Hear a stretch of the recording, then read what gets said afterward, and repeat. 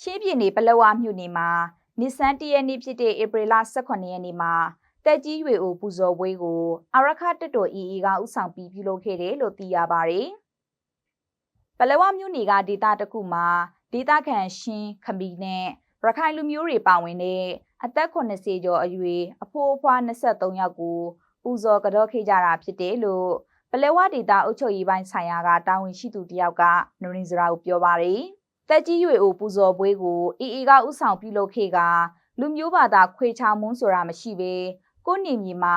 လူလက်စော်တွာလာနိုင်ပြီးဘာသာရေးနဲ့ပတ်သက်ရင်လေပိတ်ပင်ထားတာမရှိဘူးလို့သူကဆက်ပြောပါတယ်